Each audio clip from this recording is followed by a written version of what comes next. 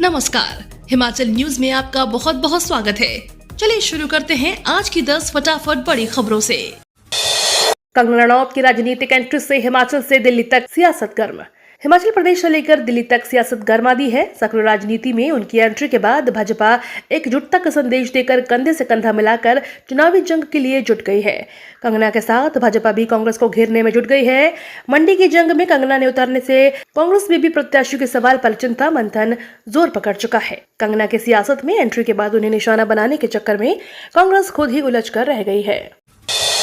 जयराम बोले, जिस दिन प्रदेश में विधायकों की गिनती 34-34 होगी उस दिन भाजपा की सरकार होगी।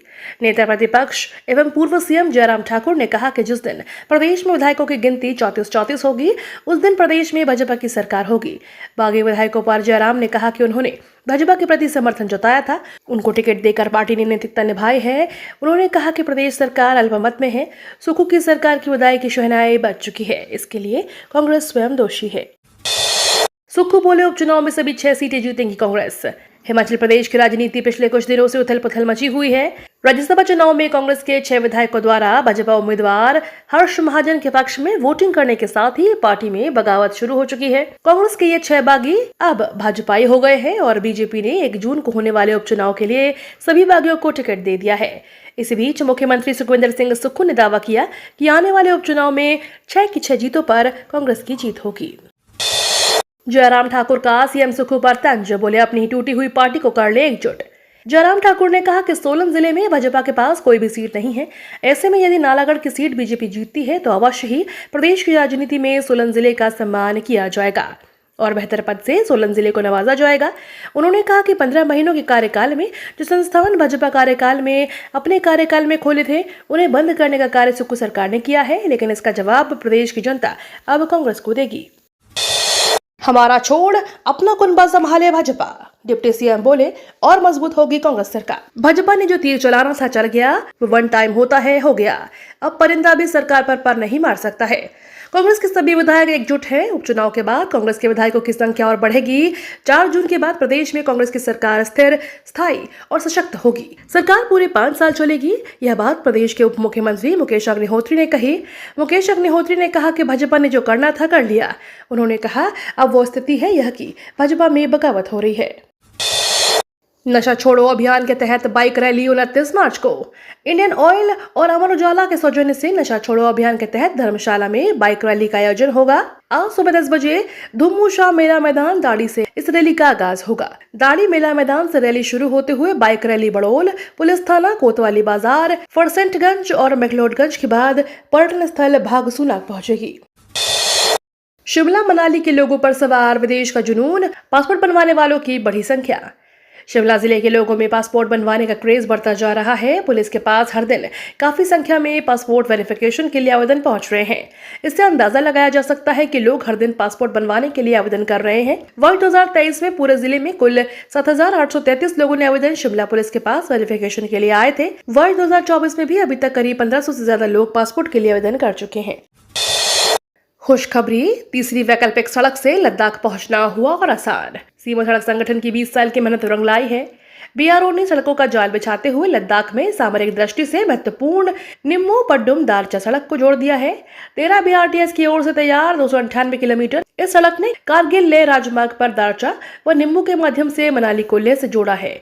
मनाली से पद्दुम व निम्बू होते हुए इस सड़क की दूरी हालांकि 450 किलोमीटर होगी, लेकिन शिंकुला में टनल बनने के बाद यह सड़क साल भर के लिए खुली रहेगी।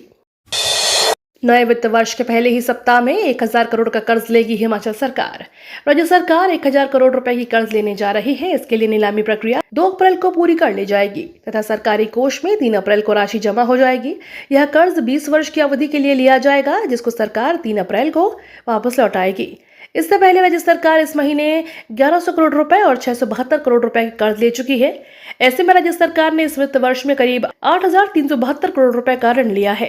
इस राशि को लेने के बाद प्रदेश सरकार पर कर्ज राशि बढ़कर करीब 82,362 करोड़ रुपए हो जाएगी। साइबर पीड़ितों को हाईकोर्ट से बड़ी राहत। साइबर ठगी के पीड़ित राष्ट्रीय साइबर अपराध रिपोर्टिंग पोर्टल पर अपनी शिकायत दर्ज कराकर अपनी धनराशि आसानी से जारी करवा सकेंगे।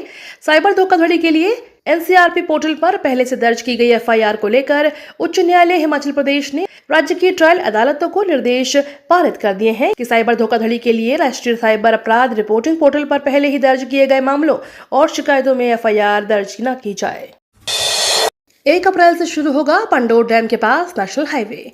हिमाचल प्रदेश के पंडोर डैम के पास बीती बरसात में क्षतिग्रस्त हुए चंडीगढ़ मनाली नेशनल हाईवे के 1 अप्रैल से शुरू होने की तारीख निर्धारित कर दी गई है। यह तारीख NHAI ने तय की है। अगस्त 2023 में भारी बारिश के कारण पंडोर डैम के पास कैंची मोड़ वाला नेशनल हाईवे का हिस्सा पूरी तरह से जमींदोज होकर डैम में समा गया था। इसके बाद यहां पर हाईवे को बहाल करने का कार्य शुरू किया गया।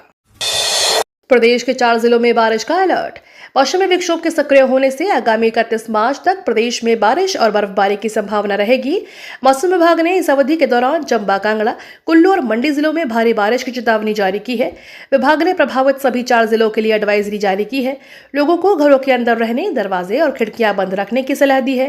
विभाग ने पेड़ के नीचे खड़े न होने, बिजली के उपकरणों को बंद रखने और फसलों पर एंटी हेल नेट लगाने की सलाह दी है। बेवजह के बहाने बनाकर भाग रहे सीतारमण। चुनाव लड़ने के लिए पैसे नहीं हैं वाले बयान को लेकर निर्मला सीतारमण विपक्ष के निशाने पर आ गई हैं। सीपीआई लीडर वंदा करात ने कहा कि जब देश की वित्त मंत्री मैदान छोड़कर भाग रही हैं तो इससे साफ है कि 400 का नारा कितना खोखला है। 8,000 करोड़ का चुनावी बॉन्ड का पैसा किनके पास जा रहा है। वहीं तमिलनाडु की सत्ताधारी पार्टी DMK ने कहा कि उनके पास जनसमर्थन नहीं है, इस वजह से वह बेवजह के बहाने बनाकर भाग रही है। जरूरत पड़ी तो अग्निवीर भर्ती में बदलाव करेंगे, बोले राजनाथ सिंह। रक्षा मंत्री राजनाथ सिंह ने अग्निवीर भर्ती को लेकर बड़ा बयान दिया है। उन्होंने कहा, सेना को युवाओं की जरूरत है। युवाओं में जुनून होता है, वे तकनीक के मामले में भी ज्यादा बेहतर होते हैं। हमने ख्याल रखा है कि उनका भविष्य सुरक्षित रहे। यदि जरूरत पड़ती है तो सरकार अग्निवीर भर्ती स्कीम में बदलाव के लिए भी तैयार है। डराना और धमकाना कांग्रेस की पुरानी संस्कृति। CJI को 600 वकीलों की चिट्ठी पर बोले PM मोदी। लोकसभा चुनाव में कुछ ही समय बचा हुआ है और देश का सियासी पारा हाई है। उम्मीदवारों के नामों के ऐलान को लेकर नामांकन का दौर जारी है। इसी बीच सीनियर एडवोकेट हरीश साल्वे और पिंकी आनंद सहित देश के 600 से अधिक वकीलों ने supreme court chief justice DY Chandrachud को एक पत्र लिखा है। इसमें कहा गया है कि एक विशेष ग्रुप देश में न्यायपालिका को कमजोर करने में जुटा हुआ है। इसको लेकर अब प्रधानमंत्री नरेंद्र मोदी ने कांग्रेस पर निशाना साधा है। ये तो थी आज की 10 बड़ी खबरें। डेली खबरों से अपडेट रहने के लिए चैनल को सब्सक्राइब करना बिल्कुल ना भूलें।